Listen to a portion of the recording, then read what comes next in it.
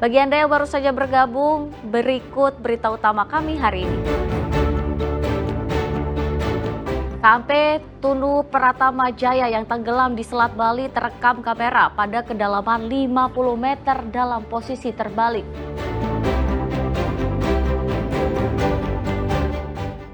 Gudang pengepakan sarang burung walet di Surabaya terbakar, seorang karyawan pingsan.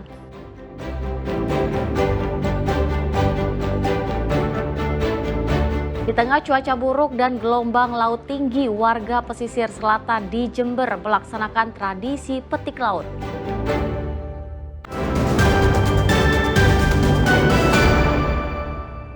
Ya, kita awali informasi pertama, bangkai KMP Tunu Pratama Jaya yang tenggelam di dasar laut perairan Selat Bali akhirnya berhasil terekam secara visual dengan jelas dalam operasi bawah air.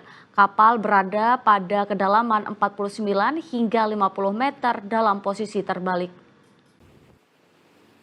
Visual KMP Tunu Pratama Jaya terekam oleh kamera bawah air yang diterjunkan KRI Spika di Selat Bali. Menggunakan peralatan canggih, kamera bawah air milik KRI bernomor lambung 934 itu lebih tahan terhadap kekuatan arus laut. Setelah 4 kali percobaan, visual bangkai KMP Tunu Pratama Jaya yang tenggelam di perairan Selat Bali akhirnya terekam jelas oleh kamera bawah air. Kapal dalam posisi terbalik di kedalaman 49 hingga 50 meter. Perkembangan terbaru, posisi bangkai kapal berada pada jarak 3,6 km dari kabel bawah laut PLN. Dengan posisi terbalik, diduga kuat korban yang belum ditemukan terjebak di dalam bangkai kapal, termasuk nahkoda yang belum ditemukan. Rekaman visual posisi kapal menjadi pertimbangan operasi SAR selanjutnya. Sementara KNKT merekomendasikan upaya pengangkatan bangkai kapal untuk penyelidikan lebih lanjut. Meski demikian, upaya ini memerlukan pertimbangan matang, mengingat arus laut Selat Bali yang kuat.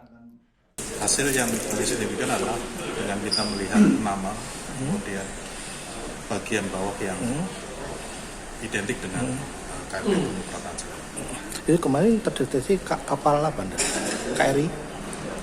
Kemarin KRI Spika, yang onboard di atasnya adalah tim bawah air dari Dislambair Kormada 2. Sehingga kita kolaborasi, tim dari Pusit Rosal dengan tim dari Kormada 2 untuk mendeteksi itu. Terus langkah selanjutnya? Langkah selanjutnya seperti tadi yang sudah disampaikan oleh Bapak Deputi Operasi, bahwa ini akan dilaksanakan yang pertama perambuan di area di situ untuk keamanan navigasi maupun keamanan pelayaran yang di Selat Bali. Dan yang kedua akan dilaksanakan operasi salvage yang akan dilaksanakan oleh Kemenhub dalam hal ini KPLB. Kita akan mempelajari dari hasil foto bawah laut dengan visual, ya, bukan dengan set scan sonar, ataupun kalau set scan sonar itu di ROV kita ada set scan sonar, ada magneto, ada ULB finder, ULB itu underwater locator beacon, itu untuk biasanya di black box besar ada pinkernya, bunyi ping ping ping, nanti kita cari di mana lokasinya. Dan ada kamera, ada 3 kamera, kiri kanan dan depan. Nah, memang untuk kelanjutan investigasi kerangka kapal itu sangat penting, apalagi kalau bisa diangkat juga hal itu akan sangat memudahkan kami untuk bisa mempelajari kondisi kapal sebelum mengalami kecelakaan. Dari 65 orang dalam data manifest KMP Tunu Pratama Jaya hingga operasi SAR hari ke-12, ditemukan 30 orang selamat, 18 meninggal, dan 17 lainnya masih dalam pencarian. Taufik Ferdiansah melaporkan dari Banyuwangi. Ya, gudang pengepakan sarang burung walet di Jalan Simo, Gunung Barat, Surabaya ludes terbakar. Akibat kebakaran, karyawan berhamburan keluar menyelamatkan diri. 1 orang bahkan jatuh pingsan.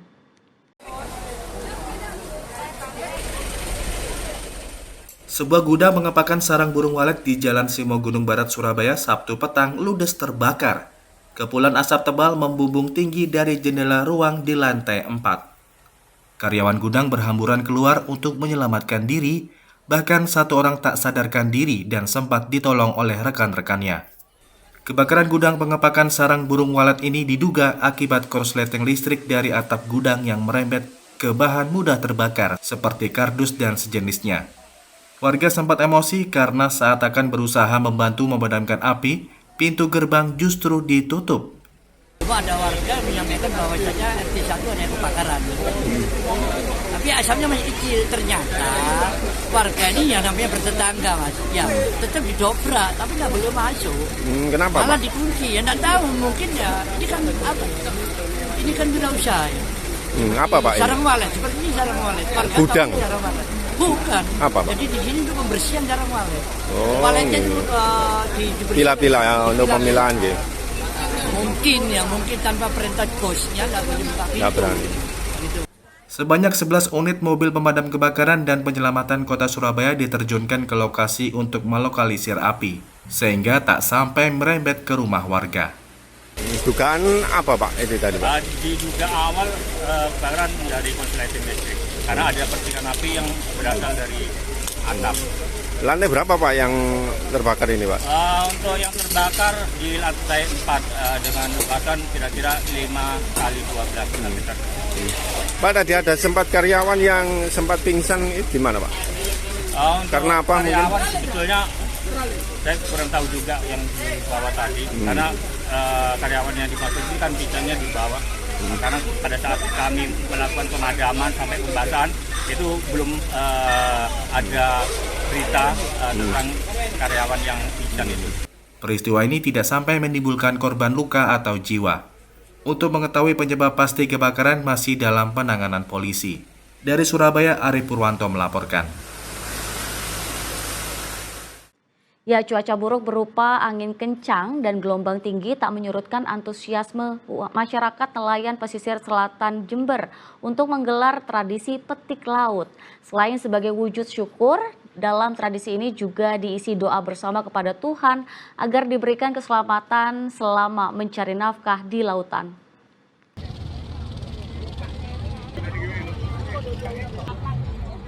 Setelah beberapa kali gagal karena terhalang ombak besar, perahu pembawa sesaji dalam tradisi petik laut ini akhirnya bisa menerobos gelombang tinggi yang mencapai 3 meter di kawasan Pelawangan, Pantai Pancer, Kecamatan Puger, Kabupaten Jember. Tak hanya diangkut perahu, sebagian sesaji juga ada yang langsung diusung dari pinggir pantai untuk kemudian dilempar ke laut. Meski berlangsung di tengah cuaca buruk, namun tradisi tahunan ini berlangsung semarak. Ratusan warga melihat di sepanjang bibir pantai sambil sesekali merekam jalannya tradisi menggunakan kamera ponsel. Petik laut merupakan tradisi tahunan masyarakat nelayan pesisir selatan Jember yang biasanya digelar saat bulan Suro atau Muharram. Selain sebagai wujud syukur, tradisi larung sesaji juga menjadi simbol doa pengharapan para nelayan agar Tuhan memberikan keselamatan selama mencari nafkah di lautan. Tidak lain dengan harapan mudah-mudahan dengan sedekah desa dan petik laut ini semua diberikan rezeki ya, yang tambah banyak, yang berlimpah, semua warga diberikan kesehatan, dijauhkan dari segala bala musibah. Sebelum dilarung ke laut, sesaji yang terdiri dari kepala sapi serta hasil bumi terlebih dahulu diarak keliling desa dan menjadi hiburan bagi warga. Tommy Iskandar melaporkan dari Jember.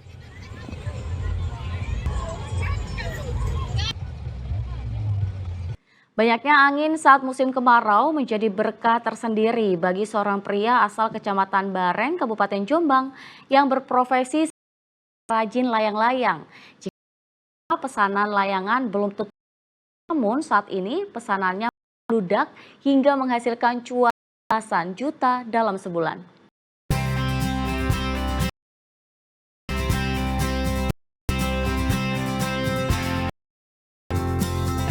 Di rumah kawasan lereng Gunung Anjas-Moro bersama istrinya menjadi perhatian musiman layang-layang.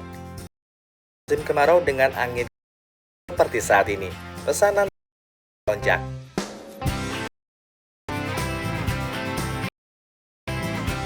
Bahan utama ini adalah bambu hutan di lereng gunung. Bambu yang sudah dibelah dan dijemur menjadi ukuran lebih mudah dibentuk.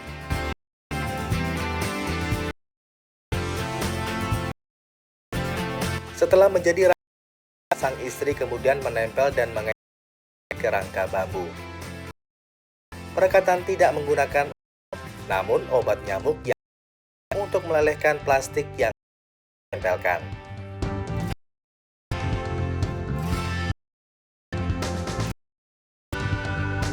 Untuk 5 hingga 7 layangan 1 meter, Yulianto dan istri membutuhkan waktu 2 hari.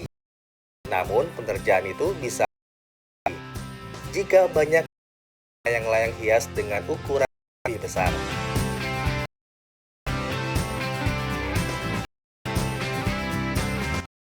Layang produksi Yulianto 40 hingga 100 per buah, tergantung kesulitan pengerjaan.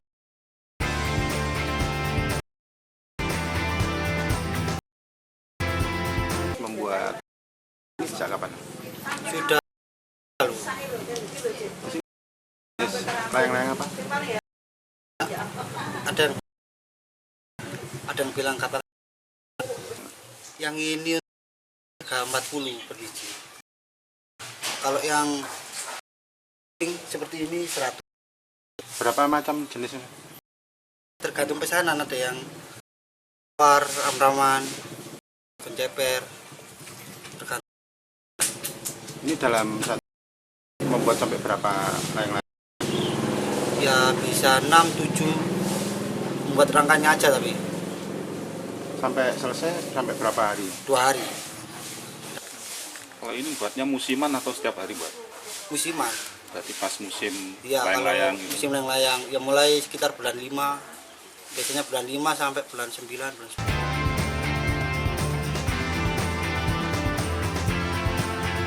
Dari tangan terampil dan ketekunannya, Yulianto bisa meraup cuan hingga 15 juta rupiah per bulan.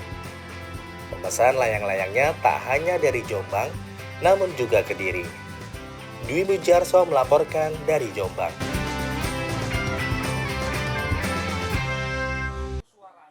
Ya, informasi tadi mengakhiri jumpa kita di Berita Jawa Timur. Jangan lupa pastikan Anda subscribe channel YouTube Liputan 6 SCTV Daerah. Atas nama rekan yang bertugas, saya Teatrika Putri mengucapkan terima kasih atas perhatian Anda. Selamat beraktivitas dan sampai jumpa.